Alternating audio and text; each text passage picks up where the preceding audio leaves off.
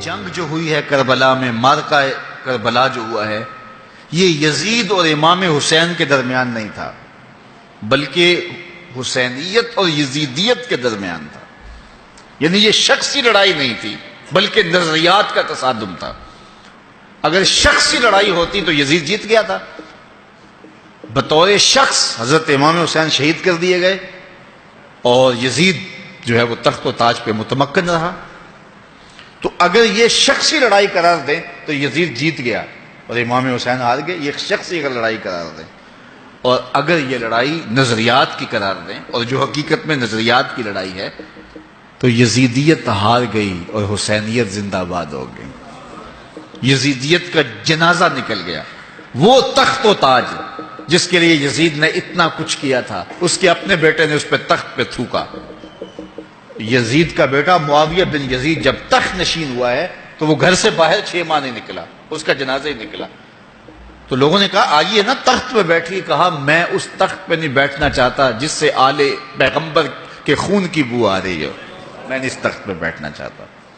اور پھر اس کا تخت سمٹ گیا، اس کا نام مٹ گیا، کلنج کے مرض سے تڑپتا ہوا مرا اور انتہائی ذلت کی موت مرا، رسوا ہو گیا، اس کا نام بھی باقی نہیں ہے۔ میں گزشتہ برس کربلا میں حاضر ہوا تو حضرت امام حسین کا چمکتا ہوا روضہ نور دیکھا۔ وہ لمحے بڑے دردناک تھے جب ہم کربلا میں پہنچے اور رات کا موقع تھا، تو ہمارے ڈرائیور نے کہا کہ یہ نہر فرات ہے، وہ نہر فرات جو چمکتی رہی اور جس کی لہریں اچھلتی رہیں، اور کربلا کا یہ مقدس قافلہ پیاسا رہا۔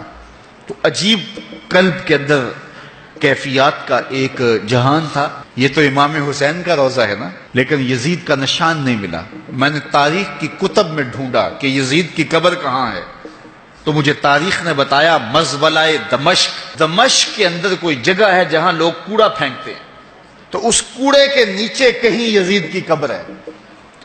نشان بھی نہیں ہے کہاں ہے، لیکن اتنا پتہ ہے اس روڑی کے نیچے یزید کی قبر ہے۔ یزید کی قبر مزبلہ دمشق میں، اور امام حسین کا قبضہ آج بھی کربلا پہ۔ تو یزید کا نام مٹ گیا، اس کا تشخص مٹ گیا، امام حسین کا نام بھی باقی، آپ کا ذکر کی باقی، اور آپ کے تذکروں کی خوشبو بھی باقی۔ تو یہ شخصی لڑائی نہیں تھی۔ میں نے اس دن عرض کیا تھا کہ طلحہ بن عدی بن حاتم نے 30,000 لوگ پشت پہ کھڑے ہونے کی بات کی تھی، لیکن امام نے اس پیشکش کو ٹھکرا دیا تھا، اس لیے کہ آپ حق اور باطل کی راہیں اجالنا چاہتے تھے، اور وہ انہوں نے اجال نہیں۔ حضرت امام حسین کی شہادت کے بعد بھی یہ جنگیں جاری رہیں۔ مالک اشتر کی قیادت میں مختار سقفی کی فوجیں ابن زیاد کی فوجوں کے مقابلے میں فرات کے کنارے لڑ رہی تھی۔ اللہ تعالیٰ نے فتح دے دی، ابن زیاد نے گھوڑے کو ایڑ لگائی اور میدان چھوڑ کے بھاگ گیا، باقی جو بھی قابو آتا اس کو پکڑ کے قتل کر دیا جاتا۔ خیر یہ لوگوں کی پہنچ سے بہت دور نکل گیا، لیکن اس کا جی گھبرا رہا تھا، پیاس کی شدت تھی، گھوڑا بھی ہانپ رہا تھا۔ تو یہ چلتے چلتے صحرا میں گیا تو وہاں اس نے دیکھا کہ ایک خیمہ ہے، تو سوچا کہ میں چلتے چلتے ان سے پانی کا گھونٹ مانگ لوں تاکہ اپنے جگر کی پیاس تو بجھا سکوں۔ تو اس نے گھوڑا کھڑا کیا اور ہانپتا ہوا اس نے پردہ اٹھایا، دیکھا تو خیمے میں امام زین العابدین قرآن کی تلاوت کر رہے تھے۔ تو جب اس نے دیکھا تو ایک دفعہ تو شرم سے پانی پانی ہو گیا، لیکن مرتا کیا نہ کرتا، پیاس کی شدت تھی کہ حضرت پانی دیجئے۔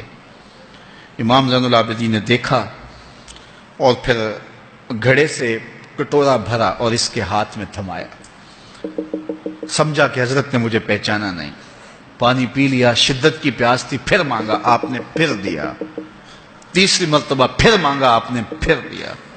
3 کٹورے پانی کے پینے کے بعد امام زین العابدین سے کہنے لگا حضرت شاید آپ نے مجھے پہچانا نہیں۔ امام زین العابدین ابھی تک ضبط کیے بیٹھے تھے، آنکھوں سے موٹے موٹے آنسو نکلے۔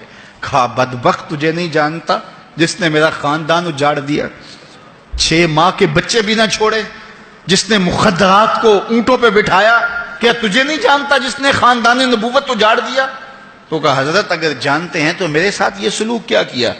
کہا ایک دن ہم مہمان بن کے تمہارے گھر آئے تھے، جو تم نے کیا وہ تمہارے خاندان کی ریت تھی، آج مہمان بن کے ہمارے دروازے پہ تم کھڑے ہو، جو ہم کر رہے ہیں ہمارے خاندان کی ریت ہے۔